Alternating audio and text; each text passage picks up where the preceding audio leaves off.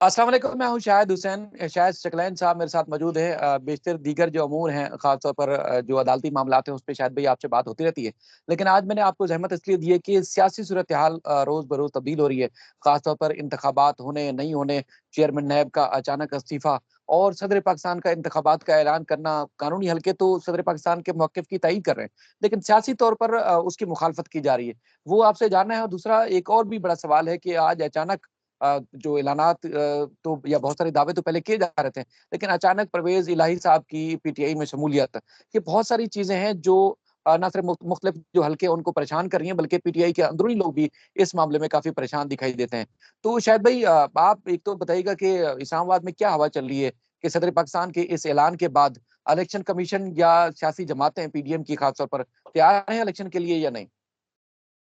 बिस्मिल्लाहिर्रहमानिर्रहीम, अस्सलाम वालेकुम। शायद भाई बिल्कुल आपको पता है इस्लामाबाद में तो बहुत सारी, जब आप रात को ना इस्लामाबाद में बाहर निकलें, कोई दो चार जो कैफ़ेज़ हैं, बड़े मशहूर कैफ़ेज़ हैं यहाँ, जो कॉफ़ी शॉप्स हैं, वहाँ पे ना बहुत सारी बातें चल रही होती हैं। उनमें से कुछ बातें सच्ची होती हैं, कुछ ज़ाहिर बात है हेर से होती है, उसको अफ़वाह भी आप कह सकते हैं। तो इस किस्म के मामलात जो है वो इस्लामाबाद में बड़े रेगुलर चलते रहते हैं। लेकिन आपको 2-3 चीज़ें बताऊँ। आप मुझे एक बात बताएं, जाहिर बात है, इलेक्शन जब अगर असेंबली डिसॉल्व हो गई, 90 दिन के अंदर इलेक्शन का ऐलान होना जरूरी था। चाहे वो उसको आइन भी कहता है, जाहिर बात है कि जी आप 90 दिन के अंदर इलेक्शन का ऐलान करेंगे। अब उसने क्या कर किसने करना था? वो गवर्नर ने करना था। अब गवर्नर करने नहीं दे रहा। अब विफाक ने कुछ करना था, विफाक कर नहीं रहा। अच्छा, इलेक्शन कमीशन ने करना था। इलेक्शन कमीशन ने आज बाकायदा जो मीटिंग हुई है उसमें जो उन्होंने प्रेस रिलीज जारी की है, मेरे पास मौजूद है, आपको भी भेज दूंगा। उसमें उन्होंने कहा जी इलेक्शन कमीशन का तो काम ही नहीं है इलेक्शन, वो हम तैयार हैं 90 दिन के अंदर इलेक्शन करवाने के लिए। जब भी हमें मजाज अथॉरिटीज कहेंगी कि जी आप इलेक्शन करवाएं तो हम इलेक्शन के लिए तैयार हैं। लेकिन इलेक्शन कमीशन खुद डेट अनाउंस नहीं कर सकता होता। आज उन्होंने बकायदा कहा, और उन्होंने कहा कि सदर पाकिस्तान ने जो तारीख दी है उसके ऊपर हम कल अटारनी जनरल को बुलाएंगे और उनसे हम मुशावरत करेंगे आईनी। अब मुझे आप एक बात बताएं, इलेक्शन का ऐलान फिर अल्लाह रिखा पेप्सी ने करना था, जो इनके जलसों में आके वहां पे करता है जो कुछ, या किसी और ने करना था? जाहिर बात है, इलेक्शन का ऐलान जब सब हल्के ये कह रहे हैं, अवाम भी कह रही है, लोग भी कह रहे हैं, कल आपने इमरान खान साहब की पेशी के ऊपर भी देखा, हर कोई ये कह रहा है कि जी इलेक्शन होना चाहिए, वायदा इलेक्शन है। इवन आपने लतीफ खोसा साहब को कल सुना होगा, शायद खकान अब्बासी साहब को आज सुना होगा। ये कोई आम लोग नहीं है, ये इन पार्टीज के तकरीबन अहम रहनुमाओं में से लोग हैं जो बार बार कह रहे हैं कि यार आप इलेक्शन करवाएं। आप किस चक्कर में मुल्क का बेड़ा गर्क किए जा रहे हैं, आप पे कोई एतबार करने के लिए तैयार नहीं है। अनसर्टेनिटी की अजीब सी पोजीशन है। कोई भी अगर आप किसी हुकूमत से, किसी डोनर इदारे से आप बात कर रहे हैं, वो आपको आपके ऊपर रिलाय करने के लिए, आपके ऊपर एतमाद करने को तैयार नहीं है। वो ये कहता है कि जी कोई ऐसी हुकूमत आएगी जो एक मुंतखब हुकूमत होगी, क्योंकि ये तो चुनतखब हुकूमत थी, मुंतखब तो थी नहीं, जाहिर बात है। अब वो कहते हैं कि जी जब कोई मुंतखब हुकूमत आएगी उससे हम बात करेंगे। तो जब ये सिचुएशन हो और फिर आगे से एक जिद की कैफियत हो कि कुछ भी हो जाए हमने इलेक्शन नहीं करवाना, और अगर इलेक्शन हुआ तो हम उसका बाइकाट करेंगे। पीपल्स पार्टी का आप बकायदा तौर पर आज सुन चुके हैं कि पीपल्स पार्टी ये सोच रही है कि शायद वो इलेक्शन का बाइकाट कर देंगे। तो आप खुद सोचें, इन लोगों का कोई इरादा ही नहीं है इलेक्शन करवाने का। ये लोग चाह ही नहीं रहे कि इलेक्शन करवाएं। जाहिर बात है, इनको बिल्कुल नविश्ता है दीवार, जिसको आप कह सकते हैं, दीवार के ऊपर लिखा हुआ नजर आ रहा है कि ये लोग जो है हार जाएंगे इलेक्शन। इनको वाज़ेह तौर पे पता है। इमरान खान साहब की कलपेशी में आपने देखा है किस तरह लोग उनके लिए लाहौर में निकले हैं। जब इनको ये चीजें सारी क्लियर नजर आ रही हैं, वाज़ेह नजर आ रही हैं, तो अपनी सियासत का जनाजा तो ये ऑलरेडी पढ़ चुके हैं। जब इन्होंने इस रिजीम चेंज का ये हिस्सा बने थे, लोगों को वाज़ेह हो गया कि ये वो लोग हैं जो पिछले 75 साल से एक दूसरे को गालियां देते आ रहे थे। आज ये इकट्ठे हो गए हैं, ये अपने जाती मफाद के लिए इकट्ठे हुए हैं। आपने देख लिया कि नैब के कानून में जो तब्दीलियां की गई, अपने जितने केसेस थे वो तकरीबन तकरीबन इनके जितने लोग, उनके केसेस तकरीबन खत्म हो चुके हैं। उसमें शायद खान अब्बासी हैं, उसमें ख्वाजा साद रफीक हैं, उसमें अब जितने भी लोग इनके हैं जो मेन लोग थे, शहबाज शरीफ और उनको तो छोड़ ही देना, वो तो वैसे ही उनको क्लीन चिट मिल गई कि जी इन्होंने तो कुछ किया ही नहीं है, उन्होंने तो एक धेले की करप्शन नहीं की। ठीक है, तो ये सर सारा मामला है। अब इलेक्शन का ऐलान किसी ने तो करना था।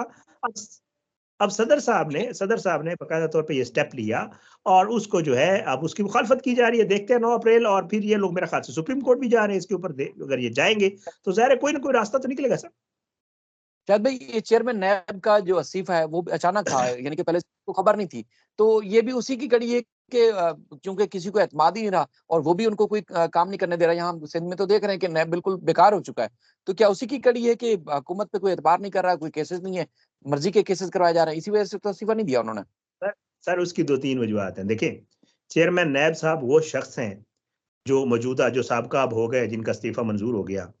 इनको बाकायदा तौर पे जब पीटीआई की हुकूमत खत्म हुई और शहबाज शरीफ की हुकूमत आई, तो शहबाज शरीफ साहब ने और राजा रियाज साहब ने, जो अपोजिशन लीडर हैं, बाकायदा तौर पे मेरिट पे इनको जो है लगाया था और कहा गया था कि बड़ा जबरदस्त आदमी है, क्योंकि ये शख्स पहले डीजी एफआईए भी रहा है और आईबी भी रहा है, आईबी का भी सरबराह रहा है।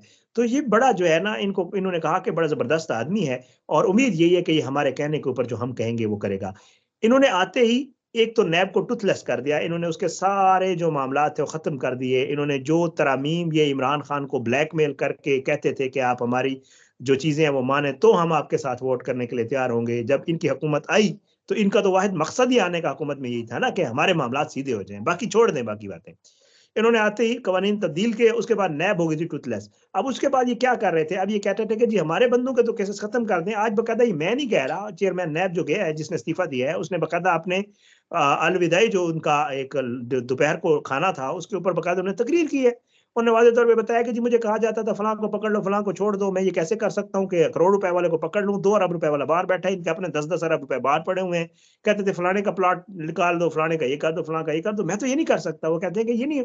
और हैरानकुन तौर पे शायद भी आज उन्होंने बाकायदा तौर पे ये भी कहा कि जी मुझे तो पता ही नहीं होता था कि नैब ने किसको बुला लिया है और किसको नोटिस हुआ है। वो तो मुझे तो आईडिया ही नहीं होता था। मुझे बाद में पता चलता था कि फलाँ शख्स को नैब ने बुलाया है। आज आपने देखा शाहिद खान अब्बासी की वो एक अदालत में जो है, पहले ये खबर आई कि जी उनको नाकाबिल ज़मानत वारंट गिरफ्तारी जा रहे हैं, फिर बाद में पता चला कि वो खत्म हो गए। मतलब इस तरह का ये ना एक अजीब-सी सिचुएशन चल रही है इस्लामाबाद में। अब वो जो आफ्ताब सुल्तान साहब थे, वो जो है उनको बाकायदा तौर पे फिर शहबाज शरीफ साहब के जो पीएम ऑफिस से जो जारी हुआ उनके इस्तीफा मंजूर होने का बयान, वो भी आपने पढ़ के आप हँसे होंगे, आप भी रिपोर्टर हैं, आपको भी पता है कि ये मामलात कैसे होते हैं। एक लिखा-लिखाया बयान होता है जिसको जारी कर दिया जाता है। उसमें वो जी, लिखते जी। हैं कि जी हम इतनी ईमानदारी और बड़े जी ज़बरदस्त अफ़सर थे और हम बड़े सैटिस्फाइड थे। ओ भाई अगर आप सैटिस्फाइड थे, वो आपको छोड़ के क्यों गया? आप दोनों में से कोई एक शख्स तो गलत होगा ना, या वो गलत था या आप गलत थे। छोड़ के जी ज़ाती वजूहात को, भाई ज़ाती वजूहात पे अगर उसने छोड़ा है, तो फिर उसने तकरीर क्यों की है, जिस तकरीर में उसने कहा है कि जी ये मुझे कहते थे फलाँ को पकड़ लो, फलाँ के खिलाफ केस बना लो, फलाँ कर लो, ये कर लो, वो कर लो। और वो कहता है कि जी मैंने अपने ऑफिसर्स को, उसने अपने खिताब में कहा कि ऑफिसर्स को मुझे बहुत कुछ करने की कहने की करके कहेगी, लेकिन मैंने डायरेक्टली नो कर दिया। तो नो करेंगे तो फिर ज़ाहिर-सी बात है ये मामला तो होगा कि जब वो नो करेगा तो फिर उसको छुट्टी करनी पड़ेगी। तो वही हुआ, आज बाकायदा तौर पे वो चेयरमैन नैब जो है उसने इस्तीफा दे दिया। अब ये और कोई बंदा ढूँढ रहे हैं जो इनके मामलात को इनके मुताबिक चलाए। अब देखते हैं, अल्लाह पाक करम करे। वैसे भी देखें इनके बयानात आपको याद होंगे, जब इमरान खान साहब की हुकूमत थी, अक्सर बेशतर कहते थे कि ये नैब होनी नहीं चाहिए, ये तो इदारे खत्म होने। ये मुझे याद है शायद खान अब्बास साहब ने कहीं कहा था कि ये नैब और हुकूमत, नैब और सियासत इकट्ठे नहीं चल सकते, जब तक नैब होगी सियासत नहीं हो सकेगी। तो ये जब ठीक है, इन्होंने शाहिद खाकान अब्बासी साहब ने परसों भी यहाँ कराची की इंसाफ अदालत में पेश होने के लिए आए थे। उन्होंने इसमें भी यहाँ पर भी यही बात आके की थी कि नैब चल ही नहीं सकती, अगर हुकूमत चलानी है, सियासी जमातों को रहना है, तो फिर नैब को खत्म करना होगा। ये नैब के खत्म करने का तो वो शाहिद सोच के खाकान आते हैं। अब्बासी साहब से आप लोगों ने वहाँ सवाल करना था, किसने बनाई थी नैब? मुशर्रफ ने। मुशर्रफ के बाद किन-किन की हुकूमतें रही हैं? 5 साल रही हुँ। है ज़रदारी की हुकूमत, 5 साल रही है नवाज़ शरीफ की, नून लीग की हुकूमत। तो भई आप लोग नैब खत्म कर देते, क्यों नहीं की थी उस वक़्त? उस वक़्त तो आप एक-दूसरे के खिलाफ इस्तेमाल करते रहे नैब को। अब जब नैब आपको नज़र आ गया है कि आपको तीसरा बंदा आ गया जो आप दोनों के खिलाफ इसको इस्तेमाल कर सकता है, तो आपने उसके कानून ही बदल दिए। आपको पहले तो ये था ना कि एक जाता था, बारियाँ थी, नवाज़ शरीफ या नून लीग की हुकूमत होगी या पीपल्स पार्टी की होगी। जब तीसरा बंदा आया जिसने एंट्री दी और लोग उसके साथ खड़े हो गए, अब आपको नज़र आ रहा है कि यार ये तो अगर नैब मौजूद हुई और कल को अगर दोबारा इमरान खान की हुकूमत आ गई या पीटीआई की हुकूमत आ गई, तो इनके लिए तो बड़ी मुश्किल हो जाएगी। तो इन्होंने अब इसलिए ये सारा कुछ किया है। सारे कवानीन बदले गए हैं, बहुत कुछ हुआ है। शाहिद खाकान अब्बासी साहब का बात कर रहे हैं, मुझे तो ये हैरत होती है कि पता नहीं शाहिद खाकान अब्बासी साहब, रज़ा रब्बानी साहब, फरातुल्लाह बाबर साहब, हाँ, हाँ। पता नहीं अपने आप को बहुत बड़े जमहूरियत के दावेदार कहते हैं। आपने खड़े होके उनकी तस्वीरें देखी होंगी मरियम के सामने या बिलावल के सामने, ये जैसे खड़े होते हैं, अल्लाह माफ़ करे, पता नहीं लगता तो ऐसे है कि जैसे कोई गुलाम किसी आका के सामने खड़ा होता है और कहते ये हैं कि जी हम बड़े जी जमहूरियत के दावेदार हैं। वहाँ जमहूरियत नज़र नहीं आती जो पार्टियों के अंदर चल रहा है। वहाँ पे कोई जमहूरियत-वमहूरियत वाला कोई सीन नहीं है। एक सेनेटरशिप की सीट के लिए सारा कुछ हो रहा है। रज़ा रब्बानी रो दिया था जब उसने साइन किया, मुझे याद है। इसके अंदर खड़े होके उसने सेनेट के अंदर तकरीर खड़े होके की थी और रोती अपनी नम आँखों से तकरीर की थी। वो नम आँखों की तकरीर के बाद एक दफ़ा फिर बिलावल ने कहा कि आ जाओ तुम्हें सेनेटर बनाते हैं, मज़े से आ गया, आज तक वो सेनेटर है। मतलब ये वो लोग हैं जो अपने मतलब के लिए कुछ भी कर सकते हैं। कोई बिल्कुल। पाकिस्तान का इनको दर्द नहीं है, कोई आइन का इनको दर्द नहीं है, इनको सिर्फ़ अपने पेट का दर्द है और कोई मसला ही नहीं है। शायद भाई एक और सवाल करना, ये आखिरी सवाल है वैसे। एफआईए जी, और इनका तो बिल्कुल तबाह हो चुकी है, नैब बिल्कुल कोई पुरसाने हाल नहीं है। अच्छा, आखिर सवाल ये है कि परवेज़ इलाही साहब अपने लौ लश्कर के साथ पीटीआई में शामिल हो चुके हैं। अच्छा, माज़ी में हम देख रहे थे, माज़ी करीब में बिल्कुल हमदर्द भी रहे हैं पीटीआई के, उन्होंने उनके लिए कुर्बानियाँ दी, उन्होंने उनके लिए कुर्बानियाँ दी। तो आप उनकी शमूलियत को किस तरह देख रहे हैं? वहाँ पीटीआई के जो अंदरूनी खाना लोग हैं, बड़े करीबी सियासी रहनुमा, वो क्या समझते हैं इस शमूलियत को? देखिए शायद भी मेरा तजिया है इस पे, मुझे मतलब है, ये मैं इंफॉर्मेशन बेस्ड बात नहीं कर रहा हूँ, मैं जो हालात पिछले आपको 9-10 महीने में नजर आए उनको मद्देनजर रखते हुए देख रहा हूँ। जब जब देखें, इसमें कोई शक नहीं है कि खान साहब ने परवेज इलाही को जो है वज़ीर आला बनाया था, इसमें कोई शक नहीं है। आपको पता है पूरी पीटीआई इसमें लग गई थी और उन्हें बाकायदा तौर पे हमजा शहबाज को हटा के वज़ीर आला बनाया। फिर जब हुकूमत खत्म करने की बारी आई तो परवेज इलाही साहब इस चीज़ के मुखालिफ थे और इनकी जमात में भी बहुत सारे लोग थे जो कहते थे कि नहीं, हुकूमत खत्म नहीं होनी चाहिए। लेकिन बहरहाल बहुत सारे सवालात खड़े हुए, मुनीस इलाही जो है वो डट के खड़ा रहा इमरान खान के साथ, इसमें कोई शक नहीं है। तो उसको ज़ाहिर बात है, वो अभी तक भुगत भी रहा है, ज़ाहिर है वो बाहर बैठा हुआ है, क्योंकि उसको पता था कि अगर पाकिस्तान में रह गया तो फिर उसी तरह होगा जैसे शेख रशीद के साथ हुआ है, इमरान खान के साथ खड़े होने का उसको, जैसे फवाद चौधरी के साथ खड़े होने का फवाद चौधरी को हुआ है, जैसे शहबाज गिल को हुआ है, बाकी लोगों को भी हुआ है। तो इस तरह मुनीस इलाही को भी ये सारा कुछ भुगतना पड़ता। बहरहाल वो बाहर चला गया। अब उसके बाद ये है कि परवेज इलाही की शमूलियत के ऊपर इसमें कोई शक नहीं है कि पीटीआई के अंदर मामला हैं। पीटीआई के कुछ लोग ये समझते हैं कि परवेज इलाही जो है उसके ऊपर एतबार नहीं किया जा सकता, फ्रैंकली। हुँ, मतलब वो ये समझते हैं कि यार किसी वक्त भी कोई मामला खराब हो सकता है परवेज इलाही साहब को लेकर।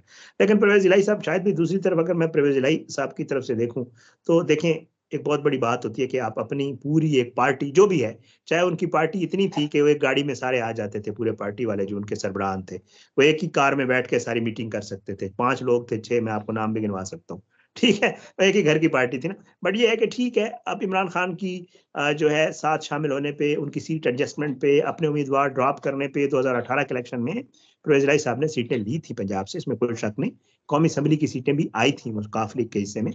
बट मसला ये है कि अब परवेज इलाही साहब के पास और क्या रास्ता था अगर वो अपने आप को जम ना करते पीटीआई। सही। उनके अपनी पार्टी में मसाइल खड़े हो गए थे, तकसीम हो गई थी उनकी पार्टी में, और शुजात साहब जो है वो ज़ाहिर बात है जिसके भी इशारे पे वो अल्लाह ताला बेहतर जानता है। हालाँकि शुजात साहब आपको पता है उनकी बेचारा सेहत भी इजाज़त नहीं देती कि वो कोई बात कर सकें, लेकिन ज़ाहिर है चलाने वाले चला रहे हैं। तो बिल्कुल। ज़रदारी और शहबाज शरीफ उसके पास जाके उसके घुटने, उसके पाँव पकड़ते रहे, ये आपके सामने की बातें हैं। तो अब बिल्कुल। ये है कि ज़ाहिर बात है अगर परवेज़ इलाही ने मुश्किल वक़्त में खान साहब का साथ दिया था, तब खान साहब का भी कुछ ना कुछ तो बनता था। फिर इनके अंदर जो है मसला चल रहा था सीट एडजस्टमेंट का कि जी आने वाले इलेक्शन में कैसे और क्या होगा। तो इसके ऊपर कुछ समझ नहीं आ रही थी। काफ लीग की सीट के ऊपर लड़ते पीटीआई वाले, फिर आप खुद सोच सकते हैं कि पीटीआई के अंदर ये बात पाई जाती थी कि जी आप अगर परवेज इलाही के एमपीए या एमएनओ को सपोर्ट करेंगे तो जो अपने पीटीआई के लोग हैं उनका क्या बनेगा। तो इसमें ना बड़ा एक मामला चल रहा था। तो मेरा ख्याल से जो इनका आपस में कंसेंसस हुआ वो यही हुआ कि खान साहब ने पहले इनको ऑफर करवाई थी कि आप जम कर दें। खान साहब की ये पुरानी ऑफर थी।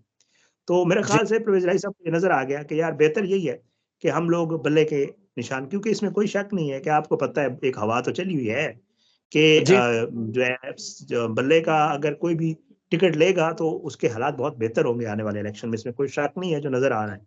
और ये मैं नहीं कह रहा, ये शहबाज शरीफ साहब का सर्वे कह रहा है, जो उन्होंने सर्वे करवाया, जिसमें बाकायदा तौर पे ये कहा गया कि जी 75% लोग जो है वो चाहते हैं कि इलेक्शन हो, और 80% लोग जो है वो ये चाहते हैं कि इमरान खान प्राइम मिनिस्टर हो दोबारा। तो ये लोगों की पल्स है जो शहबाज शरीफ साहब को पता चली है, मुझे नहीं पता चली। ठीक है। जी। तो इसलिए सर ये वो चीज देखते हुए मुझे लगता है परवेज इलाही साहब ने ये फैसला किया, और उम्मीद यही है इंशाल्लाह कि बेहतर इसके नतायज होंगे और पीटीआई के कुछ लोग भी राजी हो जाएंगे। चलिए, चलिए शायद भाई, आपका बहुत शुक्रिया, आपने कीमती वक़्त दिया। बहुत सारी चीज़ें इंशाल्लाह आने वाली वीडियोज़ में फिर डिस्कस करेंगे, आपने अपना कीमती वक़्त दिया, चलिए बहुत-बहुत शुक्रिया। अल्लाह हाफ़िज़।